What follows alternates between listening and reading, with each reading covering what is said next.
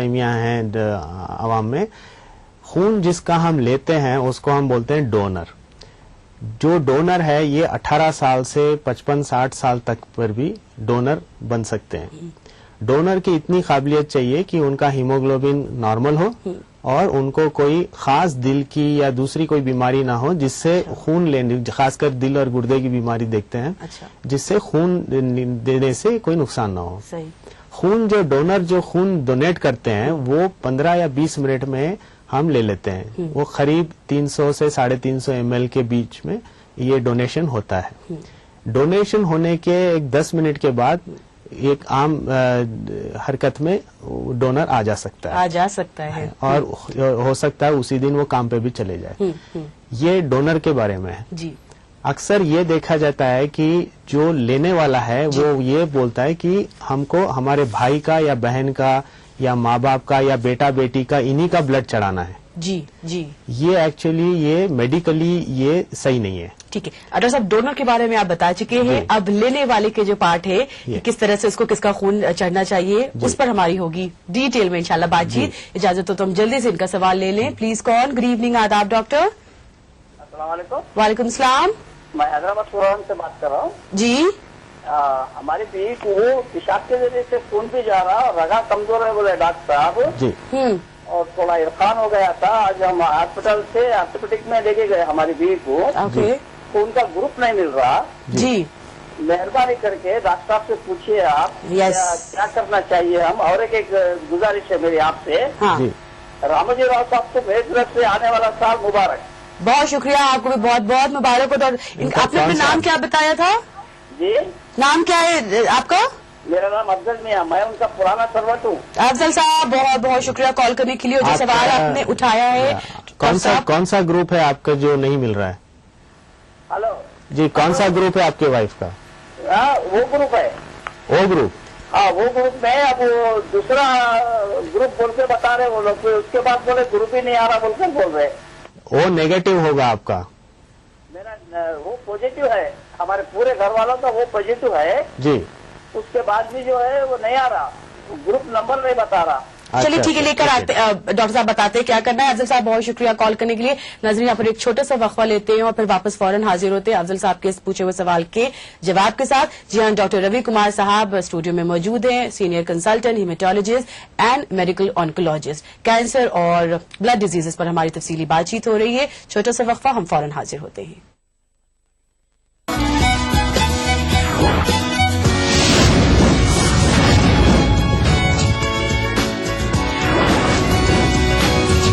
आदाब डॉक्टर। तमाम डॉक्टर्स की मुत्तफिका राय है कि ग्रीन टी सेहत के लिए मुफीद है। लासा ग्रीन टी खून में कोलेस्ट्रॉल को कम करती है, बीपी को कंट्रोल में रखती है। हर दिन की शुरुआत लासा ग्रीन टी से करें, अपनी सेहत का ख्याल रखें। देखिए ETV उर्दू सभी DTH प्लेटफॉर्म पर। डिश टीवी पर चैनल नंबर 787, एयरटेल पर चैनल नंबर 610, टाटा स्काई पर चैनल नंबर 176, बिग टीवी पर चैनल नंबर 972, वीडियोकॉन पर चैनल नंबर 750। देखिए आपका अपना चैनल और भी बेहतर क्वालिटी में।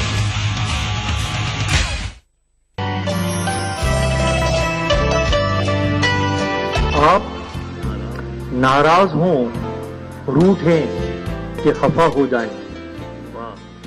आप नाराज हो, रूठें कि खफा हो जाएं, बात इतनी भी न बिगड़े कि जुदा हो।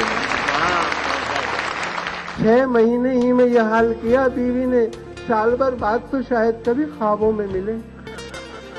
6 महीने ही में यह हाल किया बीवी ने, साल भर बाद तो शायद कभी ख्वाबों में मिले। इस तरह रखती है वो हमको दबाकर घर में, जिस तरह सूखे हुए फूल किताबों में मिले। पुरसुकून लगती है कितनी झील के पानी पे बच, पैरों की बेताबियां पानी के अंदर देखिए। इस सनीचर महफिल मुशायरा में देखिए जश्न बहार के नाम से दिल्ली में मुनक्किदा एक शानदार आलमी मुशायरा रात 9:30 बजे सिर्फ ETV उर्दू पर। इस प्रोग्राम को पेश कर रहे हैं जिंदा तिलिस्मात तमाम मौसमी बीमारियों की एक असरदार दवा। ताउन कर रहे हैं मिला स्किन क्रीम एली फार्मास्यूटिकल्स द्वारा निर्मित। Shri ultra red oxide, Bharat का एकमात्र जंग रोधक सीमेंट। 23 कारगर जड़ी बूटियों का करिश्मा, बस है तो न्यूरामेंट है ना। गर फिरदौस बर्रुए जमी अस्त, हमी अस्तो हमी अस्तो हमी अस्त। जम्मू कश्मीर के हर वाकये और हर पहलू पर ईटीवी की नजर। देखिए ईटीवी उर्दू कश्मीर रोजाना शाम 7 बजे और सुबह 7:30 बजे सिर्फ ईटीवी उर्दू पर।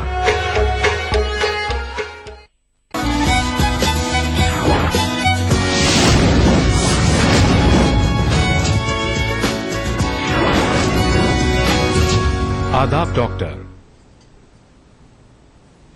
खुशामदीद नाजरीन, प्रोग्राम आदाब डॉक्टर में हमारे साथ आप शामिल हैं और आज के इस एपिसोड में हमारी बातचीत कैंसर और ब्लड डिजीजेस के बारे में चल रही है। प्रोग्राम में बेहद कॉल्स आ रही हैं इसी मौजू के हवाले से। आप हमें कॉल कर सकते हैं 0402331380 या फिर 0402331380 नंबरात के जरिए। ब्रेक पे जाने से पहले अफजल साहब का सवाल आया था, एक और अपने साथ हम सवाल शामिल करते हैं, फिर इकट्ठा जवाब दिया जाएगा। गुड इवनिंग, आदाब डॉक्टर। हेलो हेलो, मैं मुकेश बोल रहा हूँ दिल्ली से। जी। मेरी मदर को डक्टर कार्सिनोमा कंफर्म हुआ FNAC टेस्ट में। जी। उनका ट्रीटमेंट मैं एम्स में करा रहा हूँ। सेम प्लेस पे डॉक्टर ने चेक करने के बाद उन्हें डाउट हुआ है कि carcinoma could be remain if they operate. जी। तो मेरे को चेक करना है। उन्होंने अभी ट्रू बायोप्सी फिर से कराया है। जी। देन उसके बाद उन्होंने बोला कि शायद वो अब पहले कीमो करेंगे सिकाई से। जी। देन उसके बाद देखते हैं कि ऑपरेट कर पाते हैं कि नहीं उसको। और उनको लेफ्ट ब्रेस्ट पे काफी हार्ड स्किन हो चुकी है ऑलरेडी। जी जी, ठीक है। तो वो जो ट्रीटमेंट अभी कर रहे हैं तो इसमें कितना प्रोसेस अकॉर्डिंगली लगेगा? जी ठीक है। मुकेश जी जरूर आपको बताते हैं। बहुत शुक्रिया कॉल करने के लिए। एक और सवाल हम ले लेते हैं। गुड इवनिंग, आदाब डॉक्टर। लाइन लग गई है। यस, कौन जी? हेलो हेलो, कौन बात कर रही है? विनीता। कहाँ से? दिल्ली से। क्या सवाल है आपका? मेरे हस्बैंड को गले में कैंसर हुआ है, उनको गांठ बनी थी जी, और उनका ऑपरेशन हुआ जून में। गले का उनको स्टेंट लगा गले में। तो अब उनको 2 कीमोथेरेपी मिल चुकी है और लेकिन आगे रेडिएशन नहीं मिल पाया उनको। तो उनकी आवाज बीच में कीमोथेरेपी पर आ गई थी, लेकिन अभी दिसंबर 2nd वीक से आवाज खत्म हो गई है। तो अब हमें क्या करना चाहिए, इसके बारे में डॉक्टर साहब बताएंगे? जी। अच्छा डॉक्टर साहब, बहुत शुक्रिया विनीता कॉल करने के लिए। दिल्ली से ये थी। हम चलते हैं अफजल साहब के सवाल की तरफ। हैदराबाद से इन्होंने कॉल किया था और डॉक्टर साहब क्या कहेंगे इनके सवाल पर? खून ब्लड ट्रांसफ्यूजन के हवाले से सवाल पूछा था। ये पूछ रहे थे कि O पॉजिटिव ग्रुप रहने पर भी, ये O पॉजिटिव एक्चुअली सबसे कॉमन या सबसे आम ग्रुप है और इसमें कई ब्लड के हमको डोनर्स मिलते हैं। इसमें कमी नहीं होना चाहिए डोनर्स में, पर इनका जो मसला है ये है क्रॉस मैचिंग का। यानी किसी का खून वही ग्रुप का होते हुए भी वो मैच नहीं होता है, उसको हम बोलते हैं cross matching problem. Cross matching problem ये अक्सर ऑटो इम्यून हिमोलिटिक एनीमिया में होता है, जिसमें उनके जिस्म में एक और दूसरे कुम्स पॉजिटिव एंटीबॉडी होते हैं, जिसके वजह से ये क्रॉस मैच नहीं होता है। तो इस तरीके के दिक्कत में हम अगर ये सही में अगर यही प्रॉब्लम है इनको, तो हम इनको देते हैं, एक दवाई होती है स्टेरॉइड, वो देकर इनको प्रिपेयर कर छोटे छोटे हिस्सों में हम अंडर सुपरविजन इनको जो सबसे कम डिस्टर्ब्ड यानी जिसको हम कहते हैं कि लीस्ट इनकम्पैटिबल ब्लड, वो हम छोटे छोटे हिस्सों में चढ़ाते हैं। ठीक है, ये है जवाब अफजल साहब के लिए। मुकेश ने दिल्ली से कॉल किया था, अपनी वालिदा के लिए उन्होंने सवाल पूछा था। केमोथेरेपी हो चुकी है और अब इन्हें आगे क्या करना चाहिए, क्या कहेंगे? नहीं, इनका सवाल था कि लोकली एडवांस्ड ब्रेस्ट कैंसर है जिसमें इनका जिल्द भी मुतासिर था, तो इसीलिए जो FNAC किया गया था है, FNAC में सिर्फ हम जिस्म के जो अफेक्टेड एरिया है वहां से हम 1-2 खतरे लेकर इसके सेल का मुआयना करते हैं और कैंसर सेल है या नहीं इतना ही पता होता है। तो इसमें बीमारी का होना या ना होना बस इतना ही मालूमात है। तो अगर डॉक्टर कीमोथेरेपी या कोई और टाइप का ट्रीटमेंट पहले देना चाह रहे हैं तो इनको चाहिए और मालूमात। मालूमात का मतलब ये है कि ये किस टाइप का कैंसर है और दूसरा इसके रिसेप्टर्स कैसे हैं। इसमें 3 रिसेप्टर हम देखते हैं, एक होता है ईस्ट्रोजन रिसेप्टर, एक प्रोजेस्टेरॉन रिसेप्टर और एक HER2। ये 3 रिसेप्टर पॉजिटिव या नेगेटिव होने पे हम कौन सी दवा इनको बेस्ट है वो हम इसका पता कर वो दवा देंगे। इसीलिए आपको डॉक्टर ने दूसरी बायोप्सी या जिसको हम कहते हैं ट्रू कट बायोप्सी करने के लिए बताया। ये आप जरूर कराइए। इस ट्रू कट बायोप्सी के बाद इनको कौन सी दवा इनके लिए सही रहेगी वो पता चलेगा और वो दवा आपको पहले दी जाएगी, जिससे इसका डाउन स्टेज होगा, बीमारी कम होगी और फिर इसका सही ऑपरेशन होगा। ठीक है। तीसरी कॉलर दिल्ली से विनीता थी, इनके लिए भी क्या आप कहेंगे, क्या एडवाइस देंगे? अपने हस्बैंड के लिए उन्होंने सवाल पूछा था, थ्रोट कैंसर इससे डायग्नोज हुए थे। अगर इनको स्टेंट लगा दिया गया है तो उसका ये मतलब है कि इनको स्ट्रिक्चर था, यानी रास्ता बंद था, सांस का और या निगलने का जो रास्ता है वो बंद था। तो स्टेंट लगाने से अगर ये स्टेंट इसोफेगस या खाने की नाली में लगाया गया है तो इसको बात जो है वो लैरिंग्स यानी वॉइस बॉक्स से जो आता है उस पर कोई फायदा नहीं होगा। आवाज आई थी लेकिन अब फिर धीरे धीरे फिर आवाज खत्म हो गई। तो अगर आवाज खत्म हुई है तो इसके 2 वजूहात रह सकते हैं। एक, अगर इनको सेक लगाया गया है, रेडिएशन दिया गया है, तब रेडिएशन के टेम्पररी साइड इफेक्ट होते हैं जिससे किसी को इनकी बात कम हो जाती है या आवाज निकलना कम हो जाता है। दूसरी वजह ये हो सकती है कि बीमारी लैरिंग्स या वोकल कॉर्ड्स को डैमेज कर दिया हो और उस डैमेज के वजह से इनकी बात चली गई हो, ये हो सकता है। तो इसके लिए आपको एक डायरेक्ट लैरिंगोस्कोपी करना है, एक टेस्ट है जो एंडोस्कोप के जरिए किया जाता है, और दूसरा एक सीटी स्कैन करना पड़ेगा जिससे अंदरूनी ट्यूमर का जो एक्सटेंट है वो पता चलेगा। और अगर ये बीमारी की वजह से है तो इसका इलाज और आगे हो सकता है, और अगर ये कोई इलाज का साइड इफेक्ट है तो फिर आपको इंतजार करना पड़ेगा वो साइड इफेक्ट जाने के लिए। ठीक है जी, जल्दी से नेक्स्ट सवाल हम लेते हैं। कौन? गुड इवनिंग, आदाब डॉक्टर। हेलो, अस्सलाम वालेकुम। वालेकुम सलाम जी, मैं मोहम्मद जवाद हैदराबाद से बात कर रहा हूँ। जी जवाद साहब, क्या है सवाल? जी सर, डॉक्टर साहब से ये मालूम करना था कि शादी ब्याह के मौके पे ब्लड ग्रुपिंग भी देखना एडवाइजेबल है। और दूसरा सवाल मेरा ये था कि ये ब्लड में जो आप लोग बतलाए कि भाई प्रॉब्लम्स आते हैं कैंसर जैसे, तो ये क्लोज मैरिजेस में करने, क्लोज रिलेशन में मैरिज करने से होता क्या? इसमें कुछ सदाकत है क्या? ये मालूम करना। ठीक है जी, जवाब साहब बहुत शुक्रिया कॉल करने के लिए। डॉक्टर साहब इनका भी सवाल का जवाब दे दें फिर, और इसी से आगे बढ़ाते हुए खून कैसे चढ़ाते वक्त का मैं आप इन तमाम चीजों पे जरा। ये बड़े 2 अहम सवाल हैं। पहला सवाल ये है कि क्या शादी के टाइम पर ब्लड ग्रुपिंग करना चाहिए। इसमें एक प्रॉब्लम होता है, अगर मर्द का RH पॉजिटिव हो और औरत RH नेगेटिव हो या उल्टा हो, दोनों में इनकम्पैटिबिलिटी आ सकती है। तो नुकसान माँ बाप को नहीं, उनके होने वाले बच्चों को हो सकता है, और आगे चल के दूसरे या तीसरे बच्चे के पेट से आने से माँ को भी नुकसान हो सकता है। तो ये बड़ा कॉम्प्लिकेटेड प्रॉब्लम है, पर इसका इलाज है और इसको माँ को टीका भी दिया जाता है पहली ज़चगी पे। तो ये एक अपनी जगह, इसकी ये पहचान अगर हो जाए तो किसी को कोई धोखा नहीं है। तो अगर कोई चीज आप इस तरीके से आप बच सकते हैं, सही रिश्ते से देख सकते हैं, तब ठीक है, पर इसी के ऊपर कोई रिश्ता ठुकरा देना ये ठीक नहीं है। सही। दूसरा जो सवाल है वो और भी अहम है, कंसैंग्विनस मैरिज यानी नजदीक रिश्ते में शादी करना।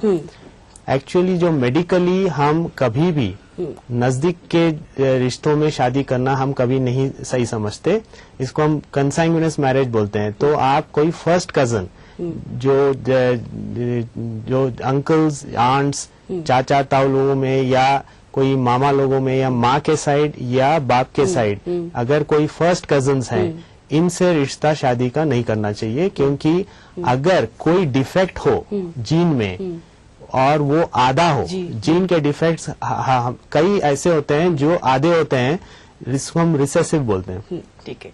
ऐसे आधे डिफेक्ट अगर 2 एक साथ आ गए तो उनके बच्चों में डिफेक्ट पूरा हो जाएगा और उनको प्रॉब्लम आ सकती है। और इसकी एक मिसाल थैलेसीमिया है और दूसरी मिसाल सिकल सेल है। ये सब में अगर कोई आधी जीन भी डिफेक्ट की अगर 2 एक साथ आ गए तो बच्चों में डिफेक्ट आ सकता है।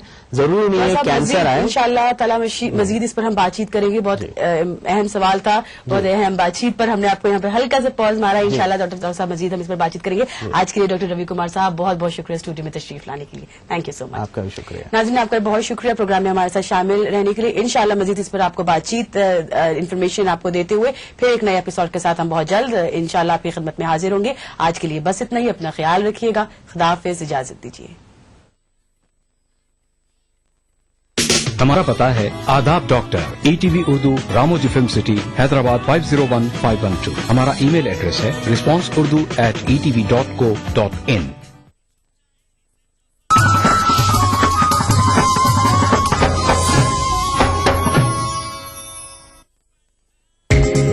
ETV उर्दू पर अगला प्रोग्राम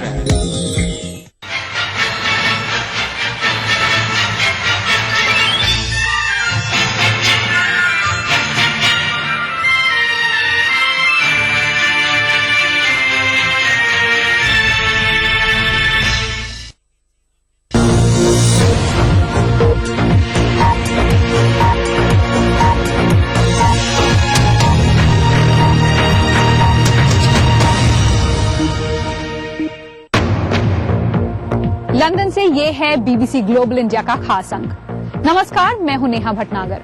2013 को अलविदा कहने और 2014 का स्वागत करने का वक्त आ गया है, तो हम डाल रहे हैं जाते हुए साल पर एक नजर लंदन की एक झलक के साथ।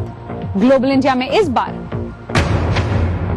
रुपया ही नहीं, 2013 में गिरी भारतीय अर्थव्यवस्था की साख, क्या चमक हो रहा है ब्रांड इंडिया।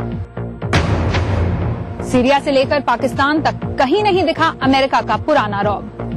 ग्लोबल इंडिया में इनके अलावा विज्ञान की ऊंची उड़ान मंगल भी नहीं है अब पहुंच से दूर।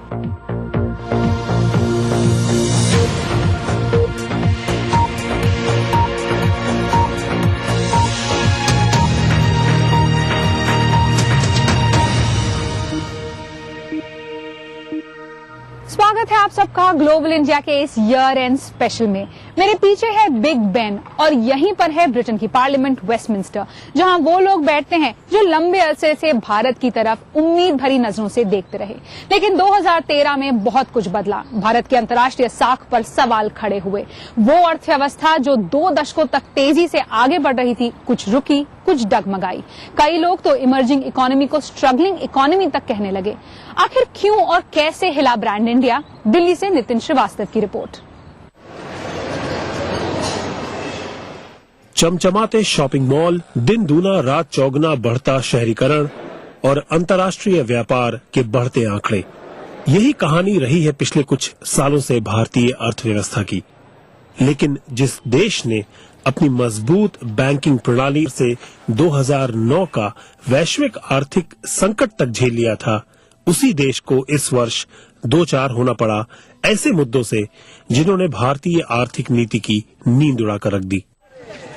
जैसे जैसे 2013 गुजरता रहा, मुद्रास्फीति से लेकर बढ़ती महंगाई ने आम भारतीयों की कमर तोड़नी शुरू कर दी थी।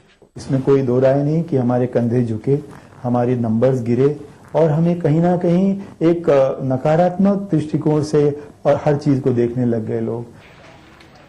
पिछले 10 वर्षों के दौरान चीन के बाद भारत उन कुछ देशों में से एक रहा था जहां दुनिया की लगभग सभी नामचीन कंपनियों ने भारी निवेश किए थे। कहना गलत नहीं होगा कि कुछ वर्षों पहले तक दुनिया भर के देशों में भारतीय अर्थव्यवस्था की इमेज एक एक्सप्रेस ट्रेन के तौर पर थी जो पटरियों पर सरपट दौड़ रही थी।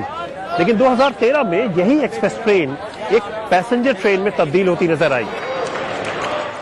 एक तरफ जहां इस वर्ष अमेरिकी अर्थव्यवस्था दोबारा पटरी पर लौटती दिखी, वहीं भारतीय रुपया अमेरिकी डॉलर की तुलना में गिरता चला गया।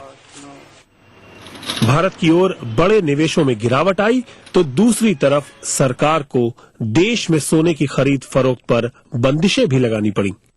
आरोप लगे कि सरकार अर्थव्यवस्था पर बड़े फैसले लेने से कतरा रही है, जिससे बहुराष्ट्रीय कंपनियां देश से दूर भाग रही हैं। पॉलिटिक्स में अनसर्टेनिटी हुआ है और इस वजह से ब्रांड इंडिया पे काफी धक्का पड़ा है।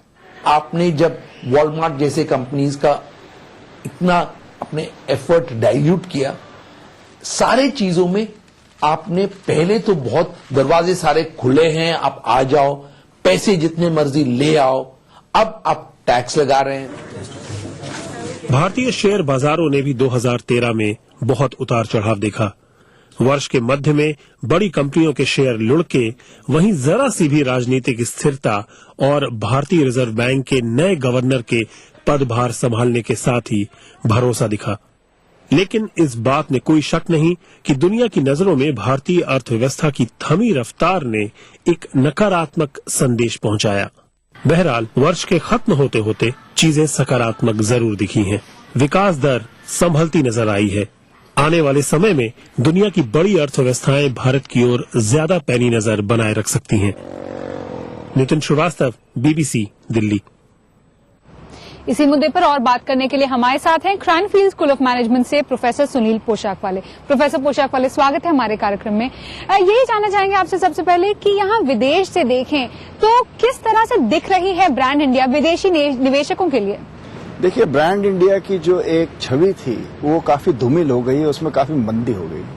उसका मुख्य कारण यह रहा कि जो एक पॉलिसी पैरालिसिस रहा पिछले कुछ वर्षों में और जो भ्रष्टाचार के तमाम मुद्दे सामने आए, उससे विदेशी निवेशकों को जो उत्साह था उसमें काफी कमी हो गई। लेकिन ब्राजील, चाइना जैसी जो और अर्थव्यवस्थाएं हैं जिनके साथ भारत की अक्सर तुलना होती है, उनकी भी आर्थिक रफ्तार कुछ धीमी पड़ी, लेकिन भारत से कुछ ज्यादा ही निराशा हुई। ऐसा क्यों? उसका मुख्य कारण ऐसा है कि भारत को सबसे बड़ी दूसरी शक्तिशाली अर्थव्यवस्था चाइना के बाद माना जा रहा था। जो विकसित देश है उनकी काफी उम्मीद थी कि जो एक आर्थिक मंदी विश्व में आई है उसमें भारत की जो अर्थव्यवस्था है वो सबको उभरने में काफी मदद करेगी। भारत की जो अर्थव्यवस्था है उसमें काफी विश्वास था लोगों को, उसका पोटेंशियल में काफी विश्वास था। इसी कारण काफी निराशाजनक बात हुई। लेकिन खासतौर से अगर 2013 की बात की जाए तो जाते हुए साल में आखिर किस हद तक धूमिल हुई ब्रांड इंडिया की छवि? काफी निराशा हुई है, बिल्कुल, ये बात बिल्कुल ठीक है। विदेशी निवेशक अब जो है नई सरकार की तरफ आंखें लगाकर बैठे हुए हैं। उनकी उम्मीद है कि भारत में जो चुनाव होने वाले अगले वर्ष उसमें एक सरकार आएगी, एक मेजॉरिटी के साथ सरकार आएगी, जिससे कि कुछ डिसाइसिव डिसीजंस और एक कोई अफर्मेटिव पॉलिटिकल लीडरशिप शायद भारत को मिले। उससे निश्चित ही विदेशी निवेशकों के उत्साह में फिर से एक बार उमंग आएगी। तो 2013 में जितनी फीकी पड़ी भारत की छवि, क्या 2014 से अब कुछ उम्मीदें हैं? 2014 की उम्मीदें अभी जो राजनीतिक अनिश्चितता है उस पर काफी निर्भर करेगी।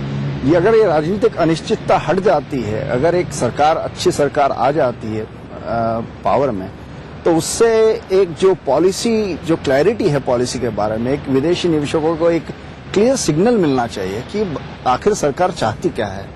अभी जो मिक्स सिग्नल मिल रहे हैं उससे निवेशक काफी हताश से हैं। प्रोफेसर सुनील पोशाक वाले, हमसे बात करने के लिए शुक्रिया। ग्लोबल इंडिया में आगे आपको ले चलेंगे थेम्स नदी के उस पार लंदन आई के पास और बात करेंगे अमेरिका की डगमगाती साख की।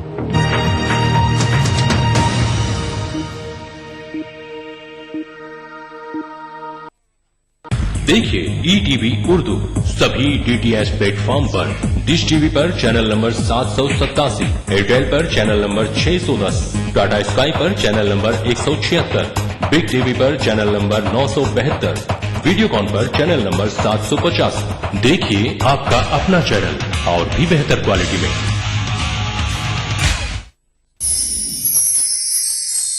यार अब जमाना मुझको मिटाता है किस लिए, लोहे जहां पे हरफे मुकर्रर नहीं। सब कहाँ कुछ लालो गुल में नुमाया हो गई, खाक में क्या सूरत होगी कि बिनहा हो। दिल भी तो है ना संगो खिश्त। गालिब उर्दू क्लासिकल रवायत के वो शायर हैं जिन्होंने अपनी गजलों में सबसे पहले गमे रोजगार की तरकीब रोशनास कराई। कौन जीता है तेरी जुल्फ के सर होने तक। अजीम शायर मिर्जा गालिब को उनके यौम पैदाइश के मौके पर ईटीवी उर्दू का खिराज अकीदत। देखिए खास प्रोग्राम तेरा बयान गालिब 27 दिसंबर बरोज जुमा रात 10:30 बजे सिर्फ ईटीवी उर्दू पर। आपकी पार्टी की हुकूमत है, तकरीबन जो है वो 10 साल उसके पूरे होने वाले हैं। क्या लेखा जोखा है आपके पास, क्या आप मुतमईन हैं? बहुत कुछ किया है, बहुत कुछ करना बाकी है। मुस्लिम मसाइल का सवाल है। मैं एक बात कहना चाहूंगा कि हम लोग जब भी मुस्लिम मसाइल की बात करते हैं तो हम हमेशा इसको सियासत से जोड़ करके करते हैं। दावे इनकी तरफ से किए गए हैं, क्या वो वाकई आप भी उनसे जो इत्तेफाक रखते हैं? आपको लगता है कि वाकई इतना काम तो वाकई हो गया? इधर उधर ये लोग बोलते हैं, लेकिन पार्लियामेंट के फ्लोर पर आज तक उस पर बहस नहीं हुई, ताकि हम लोग उसका पोस्टमार्टम करें। सोशल वर्कर होने के नाते, सोशल जो है वो जिम्मेदारी निभाने के नाते आप क्या कहेंगे, किस तरीके से देख रहे हैं सारी चीजों को? कांग्रेस पार्टी की नीति तो ठीक है कागज पर, लेकिन उसकी नीयत को ठीक करना जरूरी है। वो नीयत जो है वो सामने रिजल्ट की शक्ल में आनी चाहिए। यूपीए दौरे हुकूमत में अक़लियतों की हालत जार। देखिए प्रोग्राम हमारे मसाइल जुमा की रात 8 बजे, इतवार दोपहर 2:30 बजे सिर्फ ईटीवी उर्दू पर।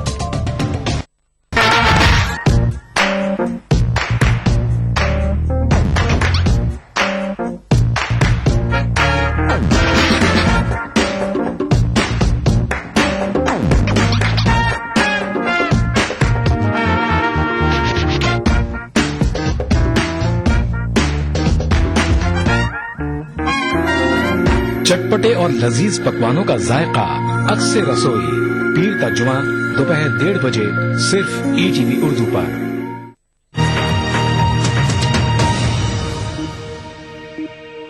आप देख रहे हैं ग्लोबल इंडिया। मैं हूं नेहा भटनागर और हम आ गए हैं ब्रिटेन के मॉडर्न टूरिस्ट अट्रैक्शन लंदन आई के पास, जहां हर साल 35 लाख से भी ज्यादा पर्यटक आते हैं।